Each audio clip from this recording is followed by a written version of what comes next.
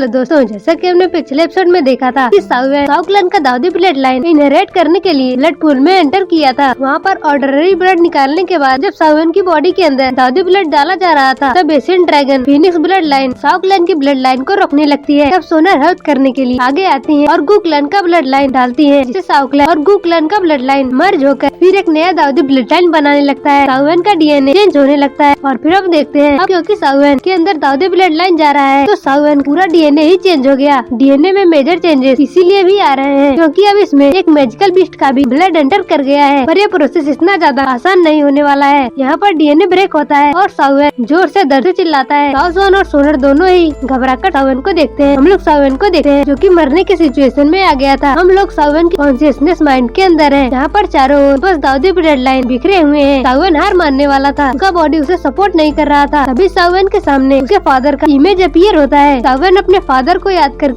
करने लगता है। साउन मनी में अपने फादर से बात कर रहा है और कह रहा है कि फादर, कि क्या आप अभी भी मेरे लिए एग्री करते हो? कि क्या आप ये सोच रहे हो कि मैं इससे सह नहीं पाऊंगा? फादर, आप चिंता ना करें, ये बस छोटा सा पेन है। आपको खोकर जो पेन हुआ है उसके सामने ये पेन तो कुछ भी नहीं। आपके बाद साउ क्लैन का डिक्लाइन हुआ और उसके सामने ये पेन कुछ भी नहीं है। साउ क्लैन की रिस्पॉन्सिबिलिटी अब मेरे हाथों में है, तो अपने बच्चे को इसे सहने दीजिए। आप चिंता मत करिए, मैं इस रिस्पॉन्सिबिलिटी को अच्छे से निभाऊंगा। कहते हुए हम लोग साउन को देखते हैं, जिसकी आंखें चमक उठती हैं। फिर हम लोग साउन की बॉडी से एक खतरनाक एनर्जी बाहर निकलता हुआ देखते हैं। साउन जोर से चिल्लाता है और साउन जिस बात के लिए वरी कर रहे थे, मतलब उनकी कुछ पावर जो कि ब्लड के साथ शील्ड है, साउन उसको कंट्रोल कर रहा है, साथ साथ डीएनए मैनिपुलेशन कर रहा है। एक दाऊदी के डीएनए की वजह से साउन की बॉडी के अंदर गोल्डन डीएनए जनरेट होने लगता है। साउन अब सारी पावर्स को एक्सेप्ट कर पा रहा था। इस तरह से साउन इस इनहेरिटेंस को कंप्लीट करता है। इसके प्रूफ में हम लोग साउन की इस नए ब्लड को, नए ब्लड लाइन की गोल्डन लोटस को देखते हैं। फिर साउन हवा में फ्लोट करने लगता है, जिसकी वजह से साउन की पावर भी साउन की बॉडी में एंटर करने लगती है। इस पावर साउन ब्रेक थ्रू करने लगता है। इस वक्त साउन 1000 के 6 स्टार पर है, पर इसके बाद इसकी पावर लगातार बढ़ती जा रही है। साउन मुस्कुरा रहा है और अपने फादर को याद कर रहा है, और इतने सालों के बाद पहली बार हम लोगों को साउन के फादर को दिखाया जाता है, जो कि ऑल ऑफ सोल की कैद में है और साउन की मन की बात को सेंस कर लिए है। साउन अपने फादर को याद करके जो हौसला हासिल कर रहा है, उसको जानकर साउन के फादर बड़े खुश हो रहे हैं। साउन जो कि हवा में तैर रहा है, उसके अंदर बहुत सारी एनर्जी एंटर कर रही है, और जैसे ही एनर्जी का ऑब्जर्वेशन खत्म होता है, वापस से हम लोगों को एक बहुत पावरफुल लोटस दिखाई देता है। सोनर जो अभी भी लगातार अपना ब्लड दे रही थी, वो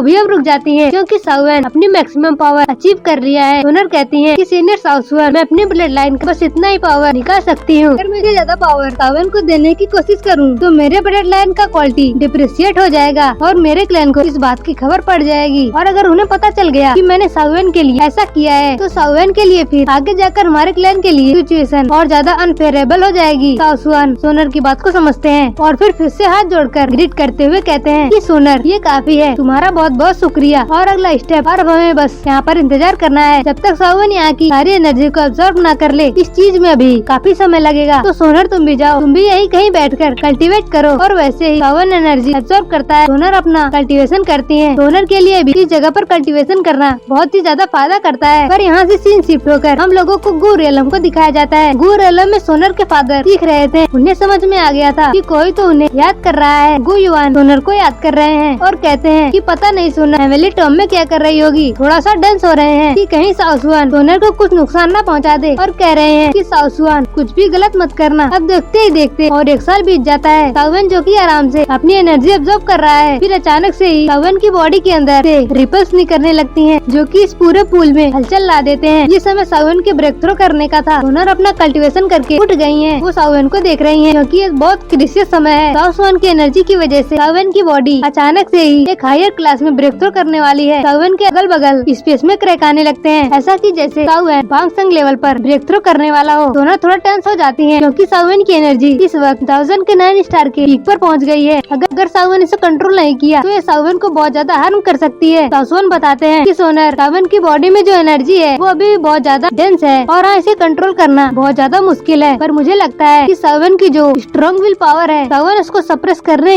में ज्यादा प्रॉब्लम फेस नहीं करेगा। सोनर साउन की बात पर भरोसा रखती हैं। साउन को उम्मीदों से देख रही होती हैं, क्योंकि अगर साउन गड़बड़ करता है तो साउन उसी 1000 के 9 स्टार के पीक पर ही हमेशा के लिए अटक जाएगा। लेकिन तब हम लोग साउन को देखते हैं, जो कि एक एक करके सारे एनर्जी को सप्रेस करने लगता है। सावन इन एनर्जी को इतनी प्रोफेशनली सप्रेस कर रहा था कि सावन जो कि 1000 का 6 स्टार लेवल पर था था। इसके बाद साउएन 1000 के 8 स्टार लेवल पर पीक पर पहुंच जाता है। 1000 के 9 स्टार के पीक पर पहुंचने के बाद वो अपने लेवल को ज्यादा नहीं गिरने दिया और एक अच्छे लेवल पर पहुंचा और इससे साउएन की कल्टीवेशन में भी कोई भी इफेक्ट नहीं पड़ा। साउएन बहुत तेजी से प्रोग्रेस किया है। इसकी वजह से जो एनर्जी साउएन की बॉडी के अंदर घुसी उसकी वजह से पूरा पॉन्ड धमाके छोड़ता है, पानी उछलने लगता है। साउएन कहते हैं कि साउएन 8 स्टार के 1000 के पीक पर पहुंच गया, बहुत बढ़िया। ये चीज साउएन के कंट्रोल में था। साउएन भी अपनी पावर को फील करके बहुत खुश था और खड़ा होता है और अगले ही पल सोनर और साउएन के पास आ जाता है। आते ही साउएन से कहता है कि आई हो ये जूनियर आपको डिसअपॉइंट नहीं किया होगा। सोनर तो साउएन की प्रोग्रेस से बहुत ज्यादा खुश थी। वो साउएन को कंग्रेचुलेट करती हैं। इसके बाद साउएन को बताते हैं कि साउएन तुम्हारी बॉडी के अंदर एक अलग ही न्यू ब्लड लाइन की फीड प्लांट हो गई है। तुम्हारी बॉडी में जो ब्लड लाइन है ना ही अभी साउ क्लैन का है और ना ही गू क्लैन का और ना ही एशियन ड्रैगन पीनी का। ये ब्लड लाइन बहुत ज्यादा स्पेशल है, इसीलिए दान से तुम इसे सिक्योर करके रखना, क्योंकि यही रास्ता है जो कि तुम्हें एम्परर रियलम के दाऊदी लेवल पर पहुंचा सकता है। साउएन भी अपने सिस्टर की बातों को समझता है और हमें से रिलाता है। जिसके बाद साउएन अपने हाथों को बढ़ाते हैं और साउएन के अंदर स्काई फायर 3 मिस्टीरियस चेन की फाइनल फॉर्म को यूज करने की इंस्ट्रक्शन डाल देते हैं और कहते हैं ये फाइनल फॉर्म है तो साउएन तो तुम इसको कल्टीवेट करते हुए अपने क्लैन पैटर्न को डेवलप करो। जैसे स्काई फायर 3 मिस्टीरियस चेन के साथ तुम्हारे क्लैन का ब्लड लाइन अपीयर करेगा तो तुम अपने क्लैन मार्क को पोटेंशियल को पूरी तरह से इस्तेमाल कर पाओगे। साउएन को इसके लिए थैंक यू कहता है। साउएन फिर कहते हैं कि ठीक है, फिर अभी 1 साल और बचा हुआ है तो तुम लोग ये समय अपने कल्टीवेशन में पूरी तरह से लगा दो। मैं इस जगह से अब जा रहा हूँ, मैं तुम लोगों को ज्यादा डिस्टर्ब नहीं करूंगा। और फिर साउएन और सोनर को अकेले छोड़कर वहाँ से चले जाते हैं। फिर सोनर और साउएन दोबारा कल्टीवेशन में लग जाते हैं। साउएन अपने क्लैन मार्क को कल्टीवेट कर रहा था और 1 साल की मेहनत के बाद साउएन फाइनली अपने क्लैन मार्क को अचीव कर पाता है। साउएन भी आ जाते हैं और कहते हैं कि कुछ ही महीनों में साउएन क्लैन मार्क अचीव कर लिया। साउएन हमारे क्लैन मार्क में 8 स्ट्रॉ हासिल कर लिया है। ये बात सच में बहुत ज्यादा काबिले तारीफ है। साउएन जिस स्पीड में कल्टीवेट कर रहा है ये स्पीड हमारे पुराने समय में साउ क्लैन में भी बहुत ज्यादा आउटस्टैंडिंग माना जाता था, लेकिन यहाँ तो खेल रुका ही नहीं था बल्कि साउएन इसे भी आगे परफॉर्म कर रहा था। साउएन अपने हैंड साइन चेंज करता है और फिर वो 9 स्ट्रोक के लिए अपनी पूरी एनर्जी को लगा देता है। साउएन भी ये नजारा देखते हैं और शॉक्ड रह जाते हैं कि साउएन अब 9 स्ट्रोक के लिए जा रहा है, वो भी इस जगह सिंगल सिटिंग में बैठकर। ये चीज तो सच में एक जीनियस होने की निशानी थी। जैसे साउएन 9 स्ट्रोक हासिल करता है, साउएन के डीएनए में और स्ट्रॉन्ग पावर मर्ज होते हुए उसको और ज्यादा स्ट्रॉन्ग बना देती है। फिर हम लोग साउएन की बॉडी के ऊपर खूबसूरत साउ क्लैन का क्लैन मार्क देखते हैं। साउएन भी खुश होता हुए कहते हैं ये लड़का सच में पूरे सरप्राइजेस से भरा हुआ है, हम प्रेडिक्ट नहीं कर सकते ये कितना आगे जाएगा। सोनर भी बड़ी खुश थी, वो प्राउडली कहती हैं कि साउएन हमेशा से ऐसे ही है। और हम लोग साउएन को देखते हैं जो कि सक्सेसफुली साउ क्लैन का क्लैन मार्क अचीव कर लिया है। इससे साउएन स्काई फायर 3 मिस्टीरियस चेन अपने फुल पोटेंशियल के साथ इस्तेमाल कर पाएगा और साउएन की और ज्यादा पावर बढ़ जाएंगी। और इसी बात के साथ ये एपिसोड यहीं पर खत्म हो जाता है। Thanks for watching.